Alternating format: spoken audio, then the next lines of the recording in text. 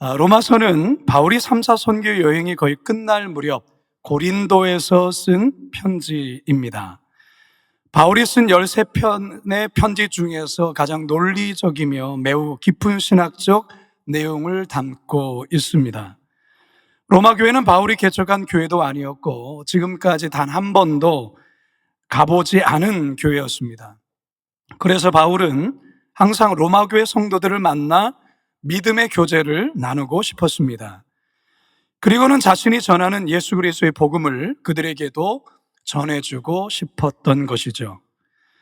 바울은 이방인 교회들이 모금한 헌금을 당시 어려움 중에 있던 이 어려움에 처한 예루살렘 교회에 잘 전달하고 그 이후에는 당시 땅끝이라 여겼던 서바나로 가서 선교를 하기 위해서 이 로마 교회의 도움이 또한 절실했던 것입니다. 그래서 로마 교회 방문은 여러모로 바울에게 중요한 일이었습니다. 당시 로마 교회는 유대 출신의 그리스도인들과 그리고 이방 출신의 그리스도인들 간에 좀 갈등이 있었습니다. 그래서 사도 바울은 십자가의 복음으로 이러한 갈등을 또한 해소하기를 원했던 것이죠. 자, 이런 다양한 이유로 바울은 이 로마서를 기록했던 것입니다. 로마서 1장 17절에서 바울은 복음에는 하나님의 의가 나타났다고 선언한 뒤 이방인들이 지은 죄에 대해 거침없이 폭로를 합니다. 이어서 유대인들의 죄에 대해서 아주 신랄하게 지적하지요. 바울은 고대 수사학인 디아트립의 기법을 통해 유대인들이 다소 예민하게 느꼈던 이 율법 그리고 할례에 관해 하나하나 조목조목 반박하며 아무런 의의를 제기할 수 없도록 치밀한 논리로 풀어갑니다. 로마서 3장에 다다른 바울은 유대인들로부터 거친 3가지의 질문을 받습니다. 첫 번째 질문은 그렇다면 유대인이란 아무런 유익도 아무런 특권도 없는 것인가? 라는 질문을 받습니다. 두 번째 질문은 인간의 불신앙과 신실하지 못함 때문에 하나님의 신실하심이 폐기되는가? 라고 질문하죠. 그리고 이제 마지막 3번째 질문을 받게 되는데요. 그게 바로 오늘 우리가 읽은 이 본문의 내용입니다. 그런데 이 질문은 거의 궤변에 가깝습니다. 여러분, 궤변이 뭘까요? 궤변을 사전에서는 얼핏 들으면 옳은 것 같지만 이치에 맞지 않은 말을 둘러대어 논리를 합리화시키려는 허위의 변론이라고 설명합니다. 그렇다면 과연 어떠한 궤변이 있었고 이에 대해 바울이 어떻게 대답을 하는지, 그리고 이 말씀이 오늘을 살아가는 저와 여러분들에게 어떠한 영적인 교훈을 주는지 다 같이 본문으로 돌아가 살아계신 하나님의 음성 듣게 되기를 간절히 소망합니다. 첫 번째 따라 하시겠습니다. 인간의 불의함이 하나님의 의를 더욱 돋보이게 합니다. 사실 지금 유대인들은 사도 바울을 향해 이를 갈 정도로 잔뜩 화가 나 있습니다. 아브라함의 자손에다 하나님께 택함 받은 민족인 자신들을 향해 이방인과 비교하며 심판을 운운한다는 게 기분이 안 좋은 겁니다. 더욱이 아무리 할례를 받았다 해도 율법을 지키지 않으면 그 할례는 무효가 되고 오히려 할례 받지 않은 이방인들이 양심에 따라 율법을 행하면 그들이 유대인보다 더 낫다고까지 말하자 유대인들로서 분노가 치밀어 올랐던 것입니다. 아니, 분노를 넘어 충격에 휩싸이죠.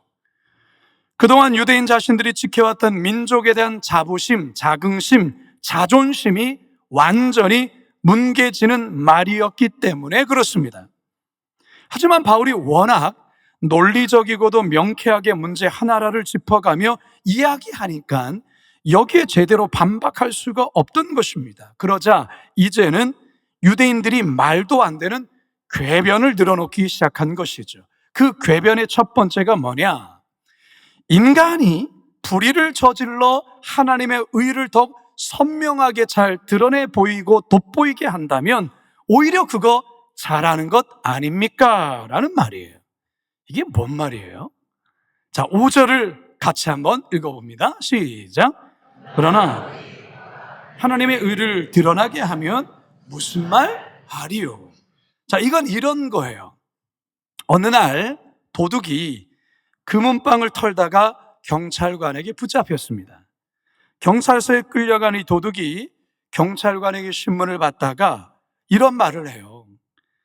경찰관이 도둑을 잡으면 실적도 올라가고 경찰의 위상도 높아지는데 이처럼 경찰의 실적과 위상을 높이는 데 일조한 자신들 잘한 것 아닙니까?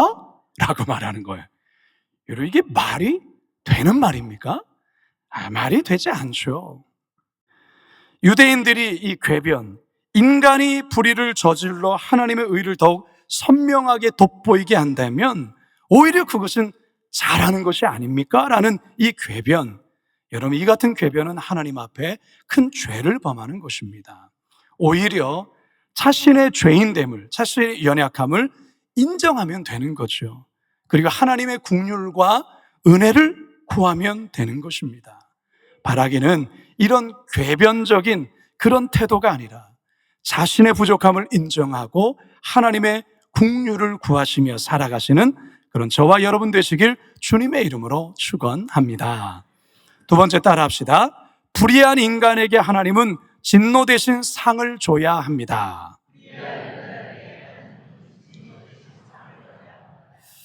이 말도 안 되는 궤변을 들여놓았던 유대인들이 여기서 한 발 더 나아갑니다.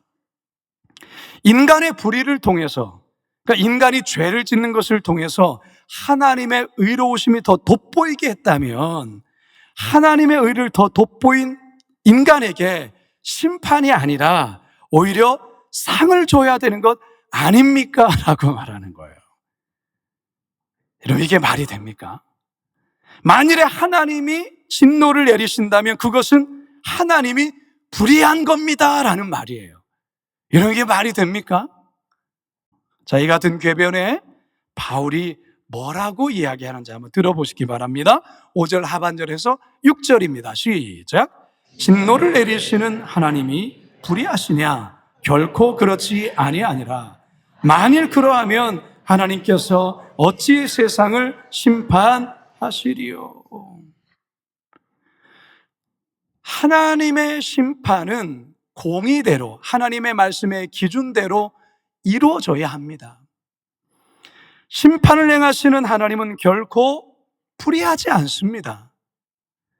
여러분, 성경은요, 마지막 날, 세상 끝날에 모든 인류를 한자리에 불러 모아 각각의 행위대로 심판하신다고 증언합니다. 마태복음에 의하면 최후의 심판 때에 모든 인류는 두 부류로 나뉘어지게 됩니다. 심판을 행하실 임금을 중심으로 오른편에 있는 양들과 같은 부류의 무리들, 그리고 왼편에 염소와 같은 부류의 무리들, 이렇게 두 부류로 나뉘어진다는 것이죠. 심판자이신 임금이 오른쪽에 있는 부류의 사람들을 향해서 이렇게 말한다고 성경 기록합니다. 마태복음 25장입니다. 시작. 그때에 임금이 그 오른쪽에 있는 자들에게 이르되 내 아버지께 복받을 자들이여, 나와 창세로부터 너희를 위하여 예비된 나라를 상속받으라. 내가 줄일 때에 너희가 먹을 것을 주었고, 목마를 때에 마시게 하였고, 나그네 되었을 때에 영접하였고, 헐벗었을 때에 옷을 입혔고, 돌보았고, 옥에 갇혔을 때에 와서 보았느니라. 반면에 왼쪽에 있는 무리를 향해서는 이러한 말씀을 또한 하시죠. 41절, 43절 시작. 또 왼편에 있는 자들에게 이르시되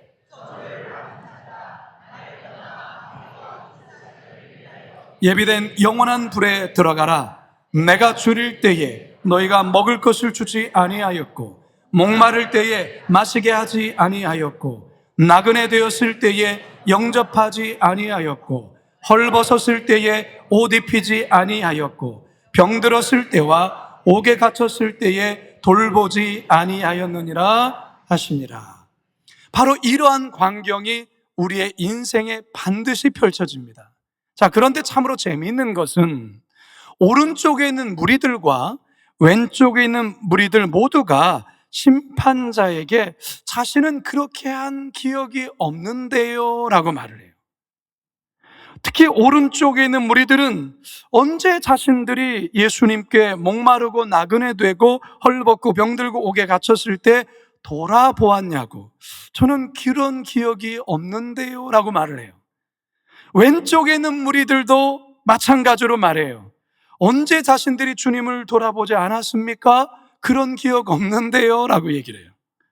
그러자 심판자가 이렇게 이야기를 합니다. 40절 45절 시작.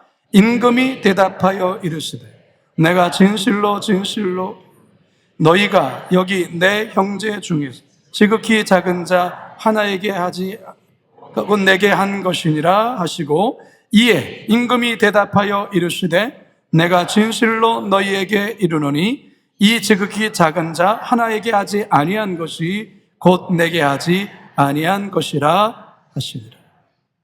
사랑하는 여러분, 우리 모두는 마지막 날에 한 사람도 예외 없이 심판대 앞에 서게 됩니다.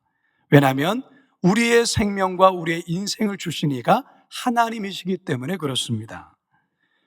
여러분은 마지막 날 심판대에 어느 쪽에 서 계실 것 같습니까? 아니, 어느 쪽에 서야겠습니까? 당연히 오른쪽에 서야 되겠죠. 그런데요, 왼쪽에 서 있는 자들은 자신들이 왜 거기에 서 있는지를 몰라 합니다. 그러면서 하는 말이 뭐예요? 44절에 보면 주여, 우리가 어느 때에 주께서 줄이신 것이나 목마른 것이나 나그네 되신 것이나 헐벗으신 것이나 병드신 것이나 옥에 갇히신 것을 보고 공양하지 않았습니까? 저 그런 기억 없는데요. 왜 자신이 여기에 서서 진노를 받아야 하는지 모르겠다라는 거예요. 모르겠다는 거예요. 어쩌면 이들 자신은 진노가 아니라 상을 받아야 마땅하다 그렇게 생각했는지 모르겠어요. 그러나 그 심판자 앞에서의 그 심판의 결과는 무엇입니까? 왼쪽 편에 있는 자들은 영원히 불타는 그 불구덩이에 떨어지는 진노와 심판을 받게 된 것이죠. 사랑하는 성도 여러분, 전도서를 기록한 솔로몬은 모든 인생을 향해서 이러한 경고를 합니다. 특히 젊다고, 그리고 나이가 어리다고, 내 인생 한 앞으로 많이 남았다고, 그리고 내 인생은 내 것이라고 생각하는 자들을 향한 경고예요. 그게 뭘까요? 전도서 11장 9절입니다. 시작. 청년이여, 내 어린 때를 즐거워하며 내 청년의 날들을 마음에 기뻐하여 마음에 원하는 길들과 내 눈이 보는 대로 행하라. 그러나 하나님이 이 모든 일로 말미암아 너를 심판하실 줄을 알라. 너의 인생이 너 거야? 네가 하고 싶은 대로 해봐. 네가 보기 좋은 대로 해봐. 그러나 한 가지는 알아야 돼. 너에게 심판이 있을 거야.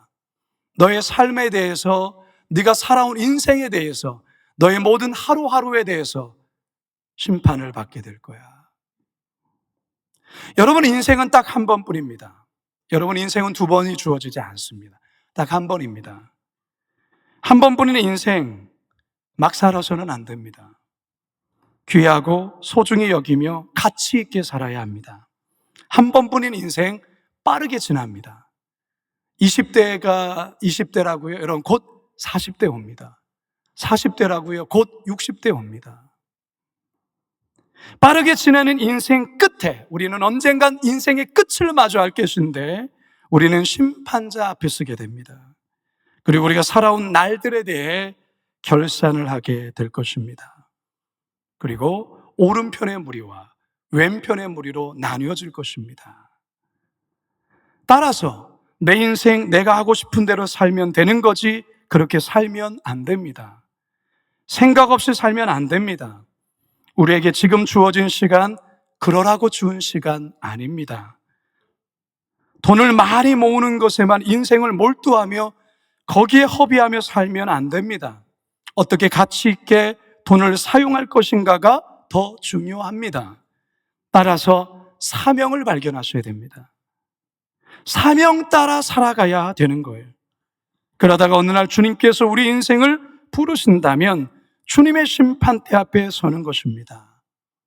바라기는 그날, 그때 우리 모두 오른편에 있는 양과 같이 주님의 칭찬 속에 주님이 예비하신 영원한 나라를 상속받는 저와 여러분 모두가 되시길 주님의 이름으로 축원합니다. 마지막 세 번째 따라 합시다. 하나님의 더 큰 영광을 위해 더 큰 죄를 지어야 합니다. 이제 궤변의 끝판을 보여주는 말이 이어집니다. 이게 무슨 말이냐? 8절을 함께 읽습니다. 8절 시작. 그러면 선을 이루기 위하여 악을 행하자 하지 않겠느냐? 어떤 이들이 이렇게 비방하여 우리가 이런 말을 한다고 하니 그들은 정죄 받는 것이 마땅하니라. 이러면 이게 무슨 말입니까? 이 말은 하나님의 더 큰 영광, 더 큰 선을 잘 드러내기 위해서 우리가 더 큰 죄를 지어야 하는 것 아닙니까? 라는 말도 안 되는 말이죠. 이런 궤변이 어디 있습니까?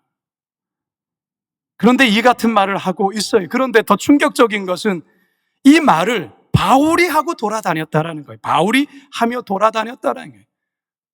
사실은 그냥 바울이 했던 말을 인용한다라는 것이죠. 그러면서 유대인들이 바울을 비방해야 한 거예요. 여러분, 이게 무슨 말일까요? 아마도 이렇게 비방하며 말한 이유는 로마서 5장 20절에 바울이 이 복음을 설명하는 중에 했던 말을 이들이 잘못 이해했거나 바울의 복음을 비꼬면서 이렇게 말한 것이 아닌가? 그렇게 추측을 해보게 되는데요. 로마서 5장 20절을 함께 읽어봅니다. 시작.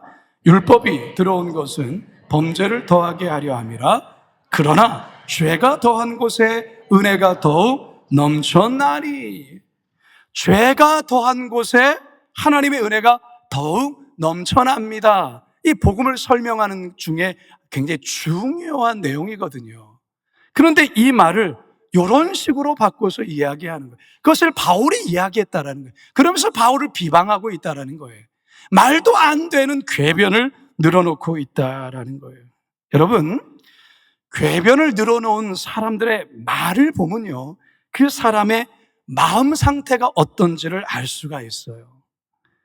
무슨 말이냐면 인간의 말은 그 사람의 마음과 연결되어 있어요. 말에 궤변이 있다는 것은 그만큼 그 마음이 삐뚤어졌다라는 거예요. 삐뚤어지고 굴절되어 있다라는 거예요. 지금 유대인들이 그래요. 이처럼 유대인들이 말도 안 되는 궤변으로 바울을 공격하고 복음을 공격하고 정죄했던 것은 그만큼 그들의 마음이 망가져 있고 예수 그리스도의 복음을 극렬하게 거부하고 있다라는 증거예요. 지금 그것을 보여주고 있는 것입니다. 여러분, 사실 오늘날 세상이 교회를 향해 궤변을 늘어놓을 때가 있어요. 혹시 여러분들 또한도 자신도 모르게 가정에서 자녀들에게나 남편은 아내에게, 아내는 남편에게 어떤 궤변을 늘어놓을 때 있지 않습니까? 회사에서 직원들이나 부하 직원들에게 나도 모르게 궤변을 늘어놓고 있지 않습니까? 자신을 한번 돌아볼 필요가 있어요. 여러분, 말씀 앞에 그리고 복음 앞에 여러분 스스로 다시 한번 서야 하는 것입니다. 그래야 회복할 수 있습니다. 혹시 어떤 사람이 여러분들에게 궤변으로 말도 안 되는 말로 힘들게 하는 분들이 있습니까?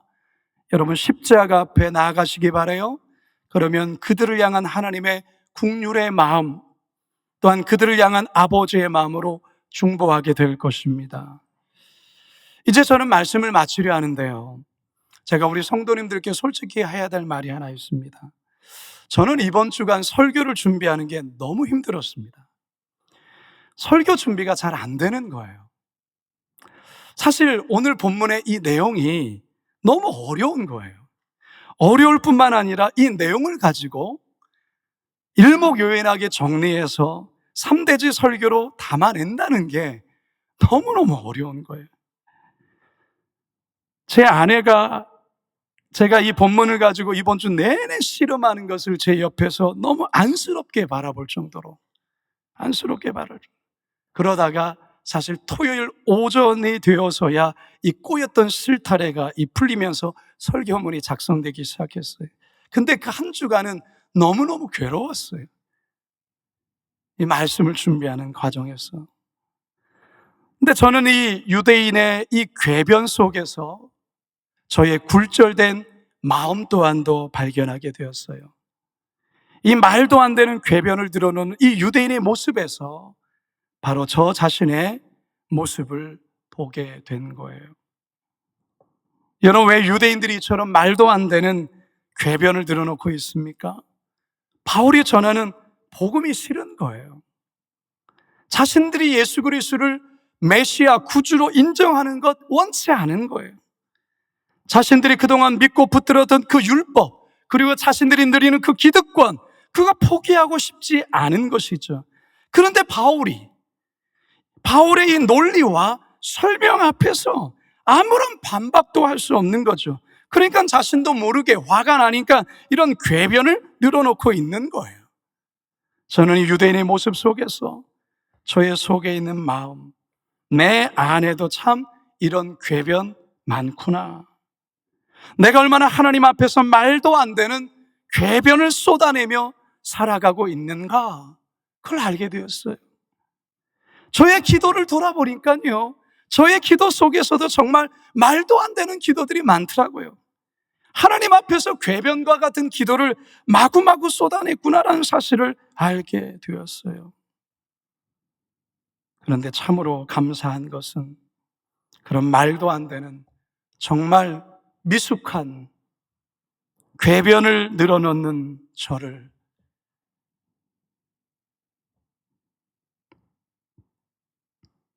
꾸짖거나 거절하지 아니하시고 여전히 긍휼과 사랑으로 기다려주시고 인내해주시는 하나님 아버지를 만나게 됐어요. 우리들의 말, 우리들의 신앙, 우리들의 인격 많이 미숙합니다. 많이 배워서 누군가를 많이 가르친다 하지만 솔직히 자기 스스로도 지키지 못하고 스스로도 이율배반적인 삶을 살아가는 모습 있지 않습니까? 자기 자신에게는 무한히 관대하면서 남에게는 대단히 율법적으로 그리고 대단히 예민하게 반응하는 그런 자신의 모습 보지 않습니까? 그게 우리의 궤변적인 삶 아닙니까? 그런데 하나님의 그런 우리를 즉각 처분을 하든가요? 하나님께서 우리에게 그런 궤변적인 삶을 살아가고 궤변적인 말도 안 되는 그런 모습을 살아갈 때에 우리를 즉각적으로 심판하시든가요? 기다려주시죠. 깨달을 때까지 인내해 주시죠. 그리고 사랑으로 보듬고 스스로가 잘못을 깨닫고 나오도록 우리 하나님 품어주신 그 은혜로 우리가 여기까지 온 것 아니겠습니까? 따라서 여러분의 자녀가 때로는 여러분의 삶에 누군가가 말도 안 되는 궤변을 늘어놓을 때 불쌍히 여기는 마음으로 바라봐 주세요. 그리고 기도해 주세요. 중보해 주세요. 그런 나를 용납하시고 인내해 주신 그 하나님을 생각하며 나도 그런 용납과 그리고 용서로 바라봐 주시면 좋겠습니다. 오늘 주신 이 말씀 다시 한번 여러분 마음에 잘 새기시면서 이 한 주 동안 진리의 말씀 앞에 서서 하나님의 사랑 앞에 감사하며 살아가시는 저와 여러분 모두가 되시길 주님의 이름으로 축원합니다.